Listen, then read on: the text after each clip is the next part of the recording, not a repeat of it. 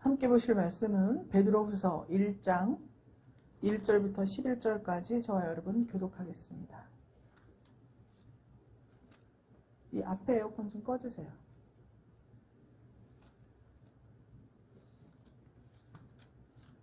베드로후서 1장입니다. 신약성경 384페이지.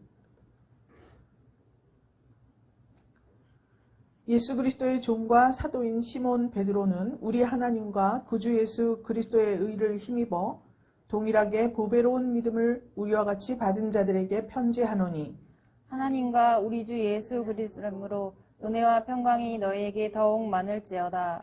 그의 신기한 능력으로 생명과 경건에 속한 모든 것을 우리에게 주셨으니 이는 자기의 영광과 덕으로서 우리를 부르신 자를 알므로 말미암음이라. 이로써 그 보배롭고 지극히 큰 약속을 우리에게 주사 이 약속으로 말미암아 너희로 정욕을 인하여 세상에서 썩어질 것을 피하여 신의 성품에 참여하는 자가 되게 하려 하셨으니 이러므로 너희가 더욱 힘써 너희 믿음의 덕을, 덕의 지식을, 지식의 절제를, 절제의 인내를, 인내의 경건을, 경건의 형제 우애를, 형제 우애의 사랑을 공급하라. 이런 것이 너희에게 있어 흡족한즉 너희로 우리 주 예수 그리스도를 알기에 게으르지 않고 열매 없는 자가 되지 않게 하려니와. 이런 것이 없는 자는 소경이라 원시치 못하고 그의 예체를 깨끗게 하심을 잊었느니라. 그러므로 형제들아 더욱 힘써 너희 부르심과 택하심을 굳게 하라. 너희가 이것을 행한즉 언제든지 실족치 아니하리라. 이같이 하면 우리 주 곧 구주 예수 그리스도의 영원한 나라에 들어감을 넉넉히 너희에게 주시리라. 아멘. 귀한 말씀에 은혜와 축복이 되시기를 주님의 이름으로 축원합니다. 오늘 하나님 말씀의 제목은 보배롭고 지극히 큰 약속, 이렇게 정했습니다. 오늘 본문에 나오는 말씀이죠. 이 베드로 후서, 우리가 이제 베드로전서 5장까지 끝마쳤습니다. 베드로전서는 순환받고 고난받는 그런 성도들을 위로하고 격려하는 그러한 편지였습니다. 이 오늘 우리가 함께 본 베드로 후서는 1절에 나와 있듯이 보배로운 믿음을 같이 받은 자들에게 쓴다고 말씀을 했습니다. 전체적인 내용은 베드로전서는 위로의 말씀이지만 베드로 후서는 거짓 교사를 경계하는 그러한 말씀입니다. 저자가 시몬 베드로라는 것이 1절에 나와 있습니다. 예수 그리스도의 종과 사도인 시몬 베드로는 적혀 있죠? 하나님과 구주 예수 그리스도의 의를 힘입어 동일하게 보배로운 믿음을 우리와 같이 받은 자들에게 편지한다. 그래서 저자는 시몬 베드로라는 게 밝혀져 있고요. 1장 16절에서 18절까지 한번 우리가 보면 우리 주 예수 그리스도의 능력과 강림하심을 너희에게 알게 한 것이 공교히 만든 이야기를 쫓은 것이 아니요 우리는 그의 크신 위엄을 친히 본 자라. 친히 보았다고 나와 있죠. 거룩한 18절 보니까 거룩한 산에 있을 때 하늘로서 나옴을 들은 것이라. 즉 변화산에서 베드로, 요한, 야고보가 예수님이 영광의 형체로 변화된 모습을 한번 본 적이 있죠.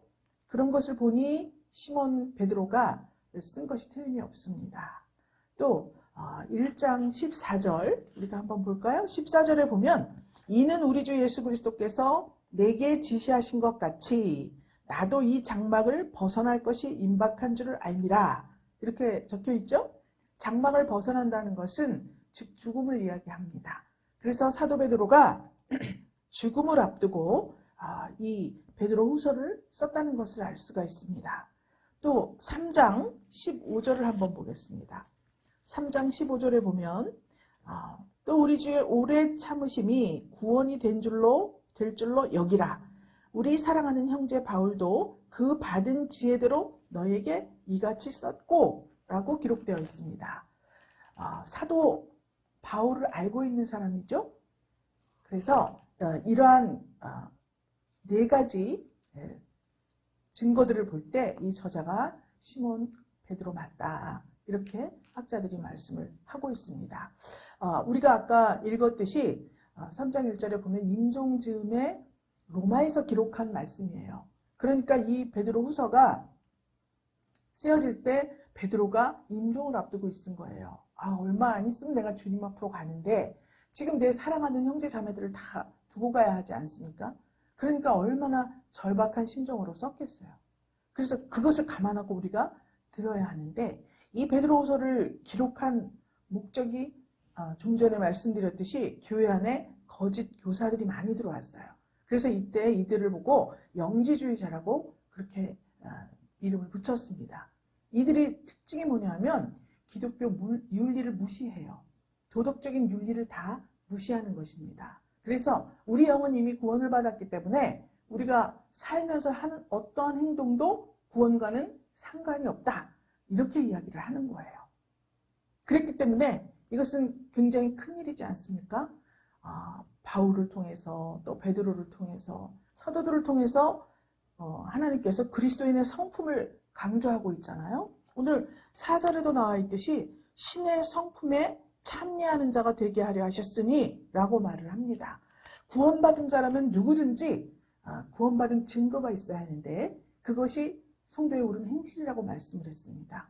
그래서 신의 성품에 참여하기 위해서 우리의 모든 언어 행실을 하나님 보시기에 아름답게 하나님의 말씀에 근거해서 해야 하는데 이 영지주의자들은 이것을 무시하는 거예요. 그러니까 사도 베드로가 얼마나 답답했겠습니까? 조금 있으면 나는 주님 앞에 가야 하는데 남겨놓은 우리 형제 자매들이 혹시 이런 거짓 교사들에게 현혹이 되어서 삶을 망치게 될까봐 걱정, 근심하는 절박한 그러한 마음으로 이것을 쓴 거예요. 다 껐어요? 앞뒤? 왜? 뒤에는 켜놔야지. 여기 앞에는 바람이 너무 얼굴로 나와서 끄시더라 그랬어요. 뒤에 건 켜야죠. 자, 그래서 그리스도인의 성품을 강조하고 하나님께서 주시는 은혜와 또 하나님의 말씀의 지식 안에서 성장을 해야 된다라고 하는 것을 이 베드로후서에서는 강조해 놓고 있습니다. 여기 본문에 나왔듯이 우리 보배롭고 지극히 큰 약속이다. 4절에 나와 있죠? 이로써 보배롭고 지극히 큰 약속을 우리에게 주사 이렇게 말했습니다. 하나님께서는 신기한 능력으로 생명과 경건에 속한 모든 것을 우리에게 주셨다고 했습니다. 그런데 우리가 이 약속과 이 가르침을 따라서 신의 성품에 참여하는 자가 되려고 우리의 언어 행실을 잘 단속할 때에 우리는 하나님께서도 그렇지만 우리도 어떠한 약속이 없으면 보장이 없으면 그것을 행하기가 어렵습니다. 그렇기 때문에 보배롭고 지극히 큰 약속을 너희에게 주셔서 그 약속을 생각하면서 너희는 신의 성품에 참여하는 자가 되라 라고 말씀을 하고 있죠. 그래서 그 보배롭고 지극히 큰 약속이 무엇인지를 우리가 알아야 되겠습니다. 이 하나님께서 말씀하시는 보배롭고 지극히 큰 약속은 과연 무엇일까? 그 약속은 제일 첫 번째로 16절에 있습니다. 우리 주 예수 그리스도의 능력과 강림하심을 너희에게 알게 한 것이 공교히 만든 이야기를 쫓은 것이 아니요 라고 기록되어 있죠. 그러니까 보배롭고 지극히 큰 약속 중에 제일 가장 중요한 것이 뭐냐면 그리스도께서 재림하신다는 사실입니다. 그래서 예수 그리스도의 능력 또 강림하심 이것을 너희에게 알게 한 것, 즉 주님께서 가시면서 너희가 본 것처럼 간 그대로 다시 오겠다라고 말씀을 하셨습니다. 그래 예수님께서 오신 문도가 보는 앞에서 하늘로 올라갈 때 구름을 타고 가셨다고 써있죠? 그대로 구름을 타고 오신다는 말씀입니다. 그래서 저는 그 말씀을 듣고 매일같이 구름을 쳐다보면서 다녔어요. 실제로 저 구름을 타고 오시는 줄 알았어요. 그런데 여기 성경에 기록된 모든 말씀은 우리 영의 상태를 보이는 이 물리적인 어떠한 상태로 나타내 보이는 것입니다. 그렇기 때문에 여기에 기록된 모든 말씀은 우리의 영적인 상태를 두고 그것을 기록한 것으로 우리가 받아들여야 합니다. 그래서 구름을 타고 오신다는 말씀은 구름은 물로 되어 있습니다. 그렇죠? 물이 수증기가 돼서 올라가서 구름이 되는 거잖아요. 그렇기 때문에 이 하나님의 기록된 말씀의 뜻을 깨달아서 알게 되면 그것을 통해서 우리 예수 그리스도가 우리 안에 오신다는 사실을 말하고 있는 것입니다. 어떠세요, 여러분? 구름을 쳐다보고 다녀야겠습니까? 우리가 하나님의 말씀을 묵상하고 그 말씀이 뜻하는 바가 무엇인지 이것을 알기 위해서 애쓰고 힘쓰는 것이 성도의 삶이라는 것을 우리가 알 수 있습니다. 그래서 제일 첫 번째 주신 약속이 그리스도 다시 오신다는 거예요. 다시 오실 그분을 기다리면서 우리가 이 세상에서 이 육신의 때를 살면서 우리의 육신을 쳐서 복종시키고 육체의 소욕을 쳐서 복종시키고 성령의 소욕을 따라 살아야 한다는 것을 약속으로 우리에게 주신 것입니다. 여러분, 그리스도께서 다시 우리에게 오신다는 것을 믿고 그 약속을 소망한다면 우리의 성품을 신의 성품에 참여한 자로 만들기를 애쓰고 힘쓰지 않겠습니까? 보장이 있기 때문에 그래요. 약속이 있기 때문에 그래요. 더불어서 하나님께서는 큰 면류관, 상급도 함께 주신다고 말씀을 하셨습니다. 그렇기 때문에 우리는 이 세상에 살아가면서 베드로 전서에서 나타났듯이 고난받는 이 세상의 모든 성도들, 정말 남에게 말할 수 없는 어려운 일들, 요즘은 누가 예수 믿는다고 죽인다고 하는 사람이 없습니다. 베드로전서에는 그렇게 죽음의 위협을 받고 있는 많은 성도들, 당장 생활의 위협을 받고 있는 성도들에게 쓴 것입니다. 그런데 요즘 세상에서는 누가 나의 목숨을 앗아간다고 말하지 않습니다. 그것은 뭐냐? 목숨같이 귀중히 하나님의 말씀을 여겨서 그것을 우리가 물리적으로 나에게 위해를 가하는 그런 환경이 없다 할지라도 꼭 그 말씀대로 살아가야 한다는 것을 그렇게 말씀하고 있는 것입니다. 그래서 그렇게 하다 보니 보배롭고 지극히 큰 이 약속을 가슴에 품은 자가 되었다라는 것입니다. 그래서 그리스도께서 재림하시는 것, 이것이 가장 큰 약속인 것을 믿은 성도는, 즉 다시 3장 13절에 두 번째로 볼 때 3장 13절 말씀 한번 볼까요? 우리는 그의 약속대로 의에 거하는 바 새하늘과 새 땅을 바라보도다 라고 말씀하고 있습니다. 믿습니까, 여러분? 우리는 하나님께서 약속하신 대로 새하늘 새 땅을 바라본다 그랬습니다. 그래서 아브라함도 바라보고 또 다 바라보면서 우리의 신앙을 키웠어요. 우리는 내가 어떤 하나님 앞에 비전이 있다면 그것을 바라보고 소망을 가지면서 그 어떤 자리에 합당한 그러한 인격과 성품을 갖추기 위해서 애를 썼습니다. 우리가 예배당을 건축하기 시작하면서부터 계획 단계에서부터 새 예배당에 들어갈 합당한 성품과 인격을 우리가 갖추기 위해서 그렇게 기도했습니다. 또 집중적으로 100일 동안 다음 목적을 위해서 또 기도했습니다. 그래서 드디어 우리가 이 새 예배당에 들어왔습니다. 새 건물이라 좋고 새 예배당이라 좋고 이목이 집중되어서 좋고 다 좋지만 변한 것은 없습니다. 그저 그쪽에서 주님과 함께 있던 여러분들이 이쪽에 장소만 옮겨서 그대로 있을 뿐이에요. 장소는 굉장히 중요하지만 그 사람이 새로운 장소로 갔을 때 어떠한 지경과 어떠한 범위가 확장이 되었는가, 이것이 더 중요한 것이라는 것을 우리가 생각해야 합니다. 그래서 여기 보면 두 번째 약속이 뭐냐면 새하늘과 새 땅을 바라본다 이렇게 말씀했습니다. 그러면 과연 새하늘과 새 땅이라는 것이 우리에게 어떤 의미가 되는지 그것을 또 한번 생각해 보아야 합니다. 우리가 늘 밤마다 계시록을 읽고 있지만은 요한계시록 21장에서 여러분 새하늘과 새 땅에 대해서 읽었을 줄 압니다. 요한계시록 21장을 한번 펴보시기 바랍니다.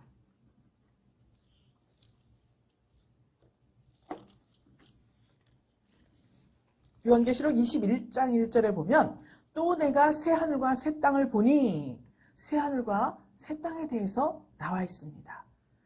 자, 베드로후서에서는 새하늘과 새 땅을 약속으로 붙들고 바라보라고 말씀했어요. 그런데 21장에 가서는 내가 새하늘과 새 땅을 보았다고 기록이 되어 있습니다. 그렇죠? 베드로 후서쯤에서 우리가 새하늘과 새 땅에 대한 소망을 더욱 견고하게 했어요. 그랬더니 계시록 21장에 와서 실제로 하나님께서 보여주신 거예요. 새하늘과 새 땅을. 그래서 여기에서는 사도 요한을 통해서 기록이 되어 있지만 어쩌면 이미 여러분들에게 이미 새하늘과 새 땅을 우리 하나님께서 구주 예수 그리스도의 이름으로 다 보여주셨을 것이라고 저는 믿어 확신하고 있습니다. 그렇죠, 여러분? 네, 처음 하늘과 처음 땅이 없어졌다. 새하늘과 새 땅을 본 사람의 특징이 뭐냐면 처음 하늘과 처음 땅이 없어지고 바다도 다시 있지 않더라. 이렇게 기록되어 있습니다. 그렇다 그러면 이 새하늘과 새 땅이 우리 살아생전에 주님 앞으로 가기 전에 우리 육신이 있을 때에 이미 이 땅에서 우리는 체험할 수 있다는 것을 알 수 있습니다. 여러분 새하늘과 새 땅 이렇게 말하는 것을 보니까 기록된 대로 처음 하늘과 처음 땅이 있었다는 말씀입니다. 바다도 있었다는 말이에요. 그러면 이 처음 하늘과 처음 땅이 의미하는 것이 우리 삶 속에 어떤 의미겠습니까? 처음 하늘, 즉 여러분들이 이 세상을 살아가면서 또 예수를 구주로 영접한 후에도 하늘같이 여기던 것들이 있었을 것입니다. 그렇죠? 누군가에게는 재물, 누군가에게는 명예, 누군가에게는 권력, 누군가에게는 자기 가족들, 남편이나 아내나 자녀나 이러한 것들이 하늘처럼 그렇게 여겨지고 그들을 바라보고 소망을 삼으면서 그렇게 살아왔을 것입니다. 저도 마찬가지입니다. 그런데 그것을 지금 성도가 거듭나서 주님의 새하늘과 새 땅의 약속을 붙잡고 다시 보니 그런 것들은 전부 없어져 버릴 것들이라는 것을 깨닫게 된 것입니다. 그래서 처음 하늘, 처음 땅, 내가 디디고 있던 이 땅, 또 내가 하늘같이 여기고 있던 그것들, 그런 모든 것들이 다 없어져 버렸다는 것입니다. 또 바다도 다시 있지 않더라 그랬습니다. 바다는 이 세상을 의미합니다. 그렇기 때문에 이 세상이 다 다시 있지 않더라 이렇게 말한 것입니다. 그래서 이 계시록 21장 1절 말씀을 들으면 새하늘과 새 땅은 하늘, 땅, 바다가 다 없어졌다고 하니 지금 이 세상에서는 있을 수 없는 일이고 주님이 오셔서 우리를 하늘나라로 데리고 갔을 때 이 세상이 다 없어졌다는 것, 그런 의미로 받아들일 수도 있습니다. 물론 그렇기도 하겠지만 지금 우리 성도의 삶 속에 가장 중요하게 여기는 것이 결코 눈에 보이는 것들이 아니라는 것을 말하고 있습니다. 그래서 새하늘과 새 땅을 약속으로 주신 것은 뭐냐? 늘 이야기했듯이 창세기에서 아담이 선악과를 하와가 주는 대로 먹고 나서 그의 눈이 밝아지긴 밝아졌는데 그 마음속에 육신의 정욕, 안목의 정욕, 이생의 자랑이 그 안에 기생하게 되었다는 거죠. 이제 그것을 본질로 알고 살게 되었다는 거예요.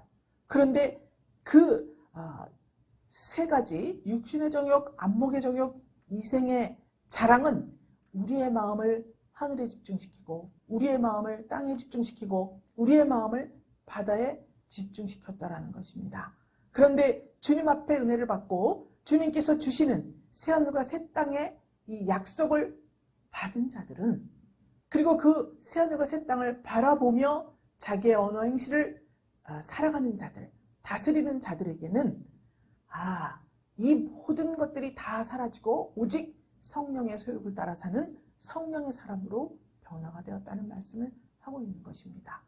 그래서 여전히 바다도 있고 하늘도 있고 땅도 있는 세상 속에서 우리가 살고 있지만 성도가 은혜를 받았을 때에는 그것이 더 이상 가장 1순위가 아니라는 것을 지금 말씀하고 있는 것입니다. 믿습니까, 여러분? 그래서 거기에는 다시 사망이 없고 4절에 애통하는 것이나 곡하는 것이나 아픈 것이 다시 있지 아니하리니 처음 것들이 다 지나갔음이로라 라고 기록을 해놓은 것입니다. 예전에는 어떠한 일을 가지고 참 내가 죽을 것 같다, 실제로 극단적인 선택을 하는 분들도 많이 있습니다. 그런데 남들이 볼 때는 본인에게는 가장 절절한 사연이지만 남들이 볼 때는 그러한 선택을 할 만큼 그렇게 중요한 것은 아니었다는 것을 남들은 알고 있어요. 그런데 본인은 그것이 정말 죽을 만큼 힘들었던 거예요. 그렇죠?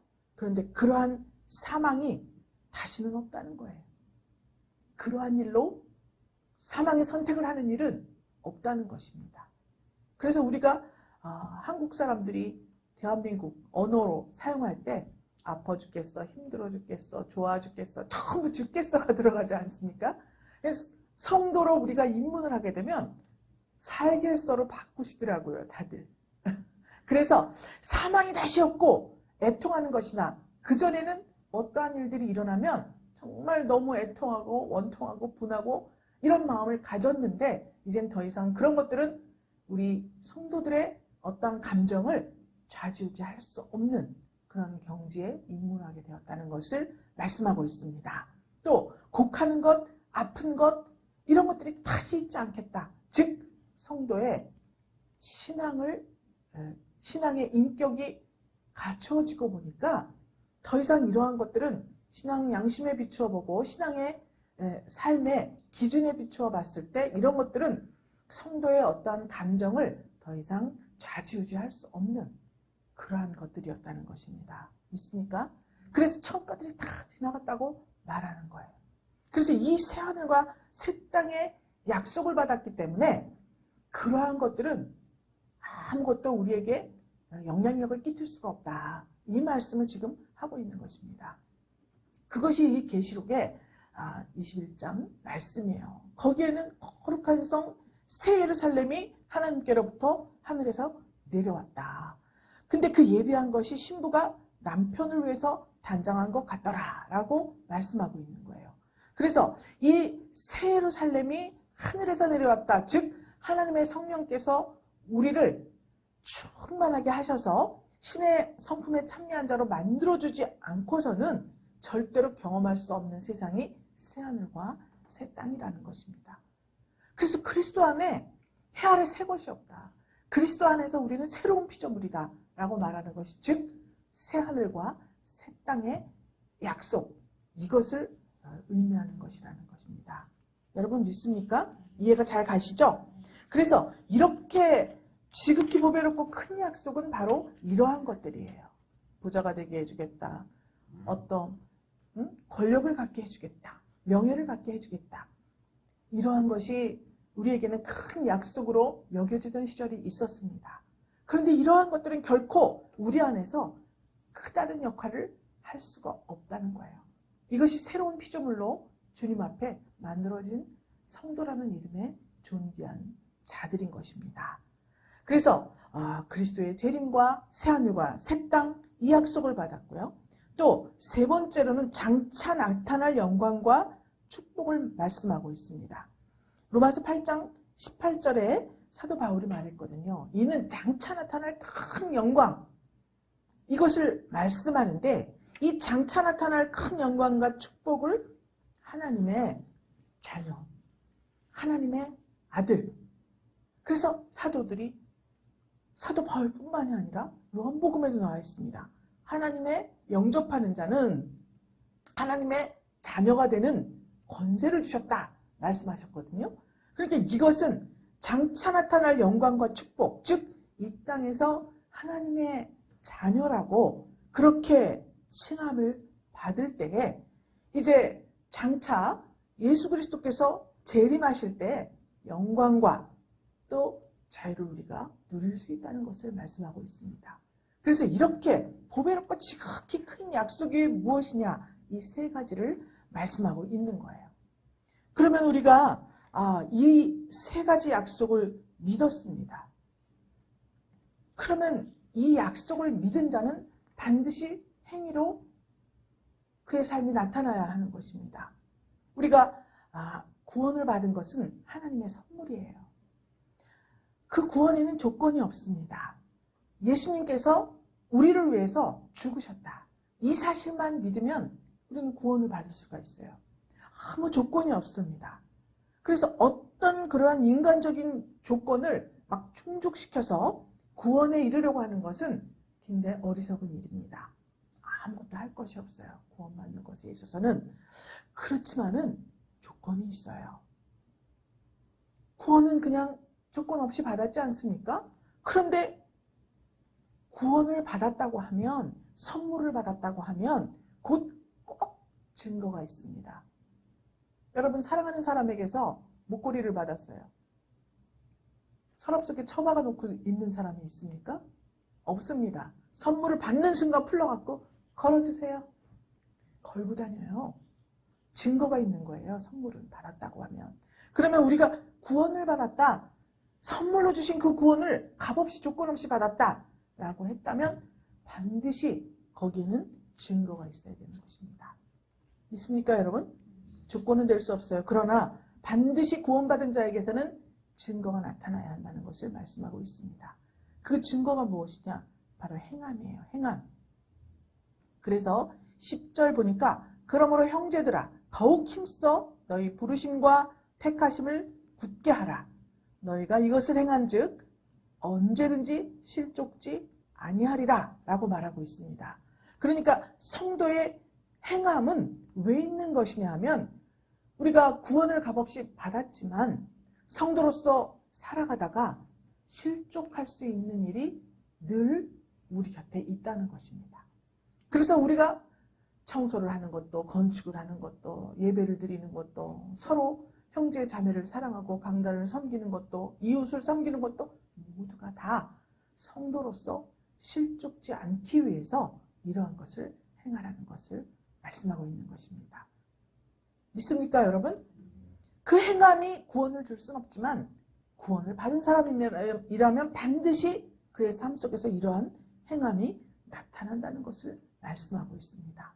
그래서 이렇게 증거가 있는 자들이 주 예수 그리스도의 영원한 나라에 들어간다고 11절에 나와 있습니다. 이같이 하면 우리 주 곧 구주 예수 그리스도의 영원한 나라에 들어감을 넉넉히 너희에게 주시리라 라고 말씀했죠.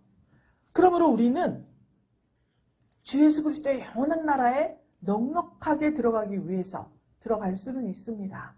그러나 그 들어갈 자로서의 증거는 항상 우리 삶 속에 있어야 한다는 것을 말씀하고 있는 것입니다. 그런데요, 이렇게 하고 싶잖아요. 그렇죠?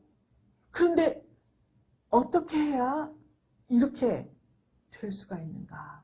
우리 삶 속에서 존귀한 자로서의 증거가 어떻게 나타날 수 있는가? 그것에 대해서 4절에서 나와 있는 것입니다. 신의 성품에 참여하는 자가 되라고 말씀하는 거예요. 그러니까 신의 성품에 참여하고 싶기는 한데 우리의 본성은 누구를 닮았습니까? 아담을 닮았어요. 순종치 아니함, 자기를 드러내려 함, 사단 마귀에게 미혹당하고 유혹당하기 쉬운 이 마음, 이러한 것들이 우리의 본질이었기 때문에 이렇게 신의 성품에 참여한 자가 되고는 싶으나 우리 마음대로 되지를 않는 거예요.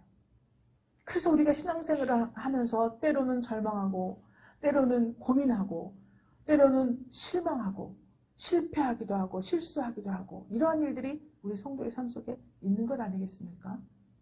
그래서 하나님께서는 오늘 5절부터 말씀을 해놓은 거예요. 이러므로 너희가 더욱 힘써서 너희 믿음의 덕의 지식을 쭉쭉 이렇게 갖추어라 라고 말하고 있습니다. 그런데 이것은 우리에게는 불가능한 일이에요. 신의 성품에 참여해야만 가능한 일입니다. 행함의 열매 맺음은 그냥 있을 수가 없어요. 신의 성품에 참여하기 위해서 하나님께서는 우리에게 성령을 보내주신 것입니다. 그 성령이 아니고는 우리가 이 신의 성품에 참여할 수가 없어요. 그래서 예수님께서 육신을 가진 자로서 가르치는 것에 한계가 있습니다. 그래서 십자가에 죽으신 후에 가셔서 성령을 보내주신 거예요. 그 성령은 진리의 영이라고 말씀했습니다. 그래서 예수님께서 오셔가지고 내가 길이요 진리요 생명이다 말씀을 하셨습니다. 그런데 그 예수님을 본 자들이 전부 다 배신을 했어요. 그렇죠? 길과 진리와 생명이라고 그렇게까지 말씀을 하시고 3년 동안이나 가르치셨는데 전부 배신을 했습니다. 예수님의 이 육체를 입은 모습을 가지고는 더 이상 많은 사람을 신의 성품에 참여하는 자로 만들 수가 없었어요. 실패했습니다. 오직 성령으로만 가능한 일이에요. 그래서 예수님께서 죽으시고 우리에게 하늘로 가셔서 우리를 도울 보혜사 성령, 진리의 영이신 그분을 우리에게 보내주신 것입니다. 그래서 우리는 정말 이렇게 하고 싶지만, 성도가 정말 자기의 소욕대로 살고 싶지만 그리스도의 재림과 새하늘 새 땅과 장차 나타날 영광과 축복, 자유, 이러한 것들을 믿기에 성령께서 우리에게 역사하시고 성령이 감동하시는 어떠한 요구들을 따라하려는 그러한 마음이 생겼다는 거예요. 이것은 전적으로 성령이 아니고는 정말 가능하지 않은 일이었기에 하나님께서는 예수님을 부르시고 성령을 보내주셨다는 것을 우리가 알 수 있습니다. 그래서 이것은 신의 성품에 참여를 해서 행함의 열매 맺음이 꼭 맺어져야 구원받은 증거가 되는 것 아니겠습니까? 그렇기 때문에 하나님께서 성령을 보내주셔서 우리는 성령 안에서 끊임없이 경건의 훈련을 해야지만이 이렇게 성도로서의 삶을 살 수가 있다는 것입니다. 믿습니까, 여러분? 그래서 베드로후서에서 거짓 교사들이 와서 사는 거는 우리 마음대로 살아도 돼. 육체는 구원과 상관이 없어. 이렇게 말한 거예요. 그래서 기독교인으로서의 어떤 삶의 윤리, 인간이 살아갈 때 최소한 지켜야 할 도덕, 이러한 것들을 다 무시하는 이 세계 속에서 얼마나 사도 베드로가 정말 절박했겠습니까? 조금 있으면 나는 가는데. 나와 같이 말씀을 깨달은 사도들이 있기는 하지만, 그래서 이 베드로후서를 기록을 한 것입니다. 여러분, 이 말씀을 받은 우리는 어떻게 해야 됩니까? 이제 핑계할 수가 없습니다. 하나님께서 우리에게 선물로 구원을 주셨는데 우리는 반드시 하나님 앞에 증거를 보여야 됩니다. 그래서 이 성경에는, 신약에는 열매 이야기가 많이 나와요. 이제 9월 12일 한 2주 후에는 우리나라도 추석입니다. 1년 동안 농사 지은 것을 거두어서 그것을 기념하는 추석이죠. 성경에서는 추수감사절입니다. 그렇죠? 우리는 추수감사절은 11월에 있지만 실질적으로 농사를 지어서 거두는 시작이에요. 추석이 다가오고 있습니다. 성도로서 하나님 앞에 드릴 열매가 있어야 돼요. 그것은 바로 이런 행함의 증거입니다. 내가 작년에는 5살 어린아이와 같은 신앙인격을 가졌다면 올 추석에는 하나님 앞에 성장한 모습을 보여야 하지 않겠습니까? 최소한도 월반을 해서 중학생같이는 안 된다 하더라도 작년에 5살이었으면 올해 6살은 되어야 합니다. 그렇죠? 오늘 이 베드로후서에서 말씀하는 것은 손상되어서 성도의 생활이 손상되어서 이 거짓 교사들의 유혹에 넘어갈까 봐 우리의 끊임없는 하나님의 은혜와 진리 안에서 정말 우리는 성장해야 합니다. 라는 것을 말하고 있습니다. 그러므로 우리 사랑하는 분일 권속들께서는 모두 다 신의 성품에 참여하기 위해서 5절부터 8절까지 보면 적혀 있습니다. 믿음의 덕의 지식, 그 다음에 절제, 인내, 경건, 형제우의 사랑, 이러한 것들을 열매로 맺으라고 말씀하고 있는 것입니다. 사도 바울도 성령의 9가지 열매를 말씀하셨어요. 이것은 다 각자 우리가 많이 들어왔고 성경을 읽었기 때문에 자세한 것에 대해서는 다음 기회에 또 할 기회가 있을 것입니다. 오늘은 이 1절부터 11절까지 사도 베드로가 하나님의 성령의 감동하심을 받아서 정말 우리 성도들에게 부탁하고 싶은 말씀을 지금 기록해 놓은 것입니다. 특별히 우리 새로운 예배당에 들어와서 예배하는 사랑하는 분열 권속들은 이 말씀을 우리 마음 깊은 곳에 새기고 주님 앞에 어떻게 해서든지 내 행함으로 구원받은 증거를 보여드리고 또 행함에 많은 열매를 주렁주렁 맺어서 하나님 앞에 추수감사절에 또 가까이는 이 추석에 여러분들의 삶을 가장 귀한 열매로 드리는 그러한 축복이 임하시기를 주님의 이름으로 축원합니다. 사랑의 주님 감사드립니다. 우리는 경건에 이르도록 우리 자신을 연단하고 범사에 유익한 이러한 금생과 내생에 하신 귀한 약속, 이 약속들을 믿고 바라보며 신의 성품에 참여한 자가 되어서 진정 주님께서 이렇게 허락하시고 꾸며주신 새로운 예배당에서 진정 한층 더 성장한 모습에 하나님 자녀로서의 영광과 자유를 마음껏 누리는 이러한 분열 권석들이 다 될 수 있도록 인도하여 주시옵소서. 축복하며 살아계신 예수 그리스도 이름으로 기도드렸습니다. 아멘.